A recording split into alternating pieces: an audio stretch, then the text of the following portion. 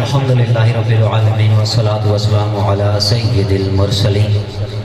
اما بعد فاعوذ باللہ من الشیطان الرجیم بسم اللہ الرحمن الرحیم پڑھیے الصلاة والسلام علیکہ یا رسول اللہ وعلی آلکہ واصحابکہ یا حبیب اللہ الصلاة والسلام علیکہ یا خاتم النبیین وعلی آلکہ واصحابکہ یا خاتم المعصومین۔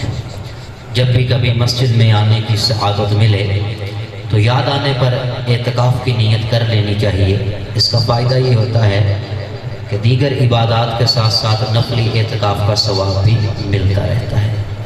عربی میں پڑھ لیا کریں، نہیں تو اپنی زبان میں کہہ لیا کریں، یا دل میں ارادہ ہی کر لیا کریں کہ میں اعتکاف کرتا ہوں، آپ معتکف ہو گئے۔ امام الانبیاء علیہ السلام کی ذات بابرکات پر درود و سلام پڑھنے کے جہاں بے شمار فضائل و برکات ہیں، میرے بھائیوں یہ بات ذہن میں رکھ لیجئے کہ وہی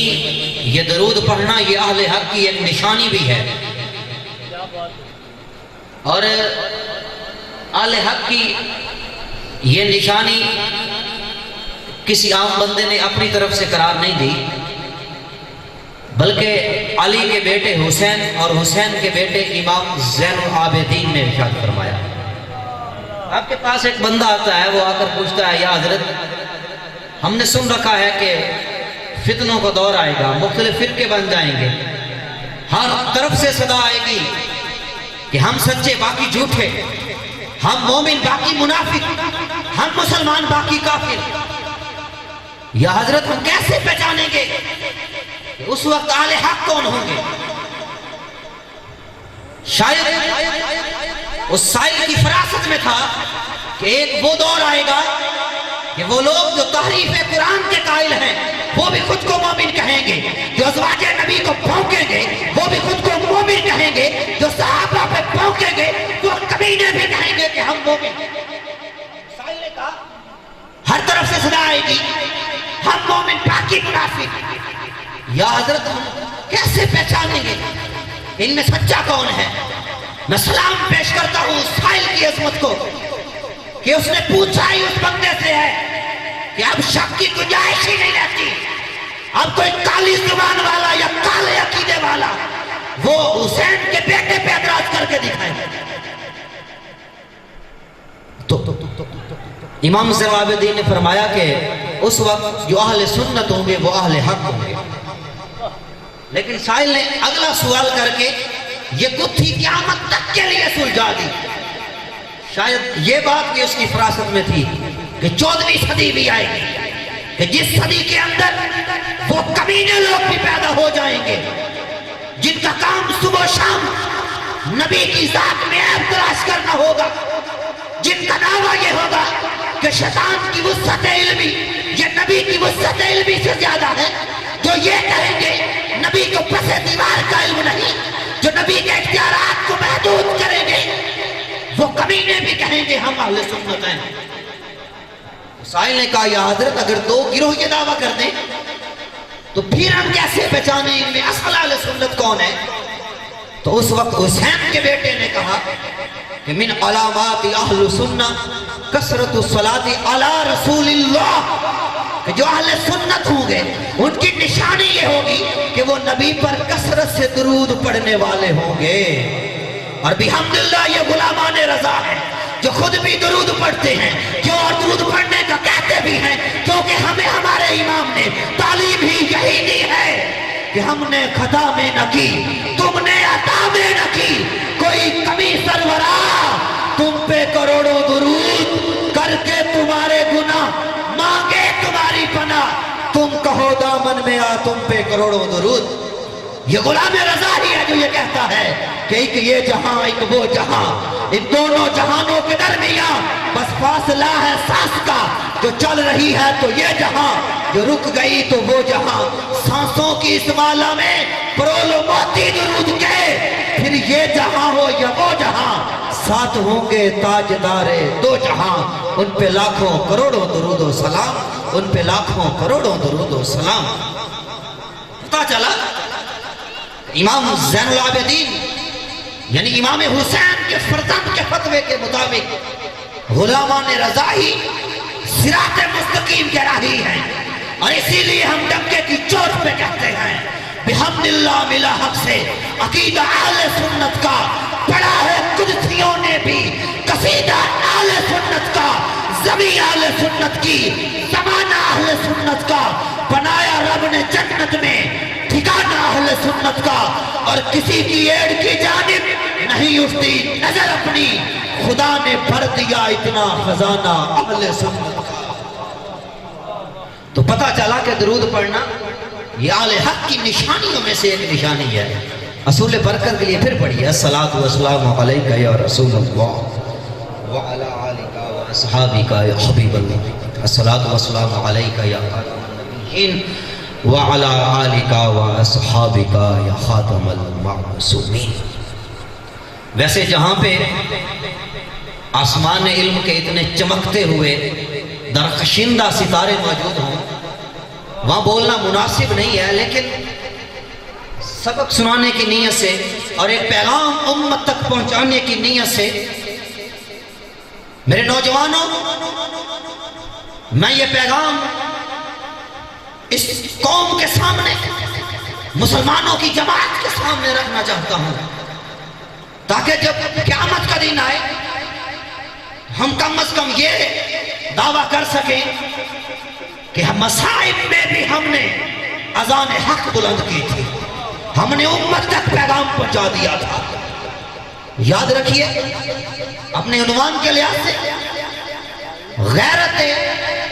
فاروقی کو سمجھنے کے لیے صاحب غیرت ہونا ضروری ہے۔ سیدنا فاروق اعظم کی کیا شان ہے، مختصر آپ کا تذکرہ جو ہے وہ پہلے سنتے ہیں۔ تقریباً 27 سال کی عمر میں آپ نے اسلام قبول کیا، اور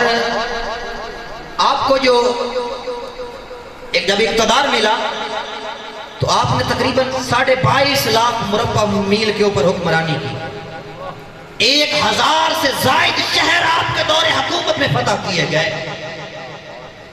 اور جو ایک نظام دیا اسلام کو، جو ایک انفراسٹرکچر دیا، وہ سڑکوں کی صورت میں، وہ نہروں کی صورت میں، وہ دیگر محکمہ جات کی صورت میں، وہ اپنی مثال آپ ہے۔ اور پھر کس قدر ناموس رسالت پہ پہرا دیا، نبی کی عزت پہ پہرا دیا، اور کس قدر اسلام کی سربلندی کے اندر کے لیے مجاہدانہ زندگی گزاری، وہ بھی اپنی مثال آپ ہے۔ اور بالآخر تقریباً 63 برس کی عمر میں اور تقریباً 24 ہجری میں آپ نے جام شہادت نوش کیا۔ ایک روایت کے مطابق آپ پہ جو حملہ کیا گیا وہ 27 ذو الحج کو کیا گیا، لیکن جو آپ نے جام شہادت پیا وہ 1 محرم کو پیا۔ تو اس لحاظ سے 1 محرم جمہور کے نزدیک یہ آپ کا یوم شہادت ہے۔ یہ اتنے بڑے ہمارے لیڈر، لیکن یہاں ایک دکھ کی بات، ایک درد دل جو ہم امت مسلمہ کے سامنے رکھنا چاہتے ہیں۔ آج کسی نوجوان سے پوچھو تیرا آئیڈیل کون ہے، تو وہ یہ دعویٰ کرے گا فلاں فٹ بالر میرا جو ہے آئیڈیل ہے، فلاں ہاکی مین میرا آئیڈیل ہے، فلاں فنکار میرا آئیڈیل ہے۔ رب محمد کی قسم، غیرت کا تقاضا یہ ہے کہ اے میرے نوجوان، تیرا اور میرا آئیڈیل محمد رسول اللہ کے بعد جناب ابو بکر ہونا چاہیے، فاروق اعظم ہونا چاہیے، عثمان ذو النورین ہونا چاہیے، مولا علی ہونا چاہیے۔ ہم نے کبھی اپنے ان عظیم اسلاف کی زندگیوں کو پڑھا ہی نہیں، کبھی ان کی قربانیوں کو دیکھا ہی نہیں کہ اسلام کی سربلندی کی خاطر وہ کیسی کیسی قربانیاں دے کر گئے۔ اور تعجب ہوتا ہے جب ایک طرف ہم اصحاب رسول کی قربانیوں کو دیکھتے ہیں اور دوسری طرف دور حاضر کو دیکھتے ہیں۔ ایک طرف ان کے مصائب یاد آتے ہیں، ایک طرف ان کی لازوال قربانیاں سامنے آتی ہیں، اور دوسری طرف ہم چند پنیوں کو دیکھتے ہیں، چند چشتیوں کو دیکھتے ہیں، چند نشیوں کو دیکھتے ہیں۔ وہ اپنی ناپاک اور گندی زبان سے ان مقدس اصحاب پہ بھونک رہے ہوتے ہیں۔ شان عمر کا کیا کہنا کہ ایک دفعہ امام الانبیاء نے مسجد نبوی کے اندر اپنے ایک ہاتھ کے اندر ابو بکر کا ہاتھ لیا، اپنے دوسرے ہاتھ کے اندر حضرت عمر کا ہاتھ لیا، صحابہ سے فرمایا صحابہ یہ منظر دیکھ لو، یہ جس طرح آج میرے ایک ہاتھ میں ابو بکر کا ہاتھ ہے اور دوسرے ہاتھ میں فاروق اعظم کا ہاتھ ہے، ہم بروز قیامت بھی ایسے ہوں گے۔ یہاں اہل عشق ایک نقطہ بیان کرتے ہیں، سرکار ویسے بھی فرما دیتے تو یقین ہو جانا تھا، یہ جو ہاتھ میں ہاتھ لے کر فرمایا اس میں فلسفہ کیا ہے؟ ہم دیہاتی لوگ ہیں اور آپ میں سے اکثر ڈیرے دار ہوں گے جن کا تعلق مختلف ڈیروں سے ہوگا،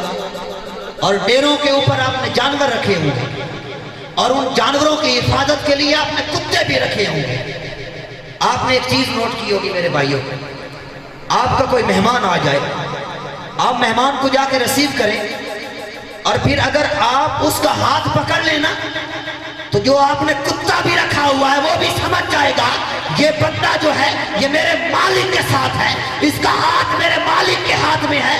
تو آپ کا وہ کتا آپ کے مہمان پہ کبھی بھونکے گا نہیں۔ یارو کتے کو بھی سمجھ ہے کہ یہ جس بندے کا ہاتھ میرے مالک نے پکڑا ہے یہ اس میرے مالک کے ساتھ کوئی رشتہ ہے، اس کا کوئی تعلق ہے، اس کا اس رشتے کا اس تعلق کا، وہ تمہارا کتا بھی حیا کرے گا اور وہ تمہارے مہمان کو نہیں بھونکے گا۔ اب تصور میں لاؤ کہ صدیق عمر پہ بھونکنے والے یہ کتے، یہ کس کمینی نسل کے کتے ہیں، یہ کیسے بے غیرت لوگ ہیں، یہ کیسے بے حیا لوگ ہیں جن کو اتنا بھی حیا نہیں آیا کہ جس صدیق اور جس عمر پہ یہ بھونک رہے ہیں اس صدیق کا ہاتھ محمد رسول اللہ کے ہاتھ میں ہے، اس عمر کا ہاتھ امام الانبیاء کے ہاتھ میں ہے، اور ظالمو بے غیرتو بے حیاؤ کم از کم نبی کا تو حیا کر لو کہ جس صدیق پہ تم بھونکتے ہو، جس عمر پہ رابطی ہو تم بھونکتے ہو، اس صدیق اور اس عمر کا ہاتھ تو امام الانبیاء کے ہاتھ میں ہے۔ بہرحال حیا کرنی چاہیے ان لوگوں کو اور مقتدر اداروں کو بھی، ایجنسیوں کو بھی۔ اگر یہاں ایجنسی میں کوئی بندہ ہے ہمارا پیغام نوٹ کر لے، یہ ایجنسیوں کی ذمہ داری ہے کہ وہ ایک کنٹرول سسٹم بنائے کہ بالخصوص محرم کے جب ایام آتے ہیں تو کسی ذاکر میں اتنی ہمت نہ ہو کہ وہ جناب جماعت صحابہ پہ زبان کھولے۔ رب محمد کی قسم جب صحابہ کی بات آ جاتی ہے تو پھر وہ ایمان کا حصہ بن جاتی ہے، اور ایمان کی خاطر ایک مسلمان جان دے بھی سکتا ہے، جان لے بھی سکتا ہے، کیونکہ بات اب ایمان کی آ جاتی ہے۔ تو بہرحال سیدنا فاروق اعظم رضی اللہ تعالیٰ عنہ، آپ کی کئی قربانیاں ہیں اور آپ کی غیرت کا بھی کیا کہنا، لیکن وقت کا میں بس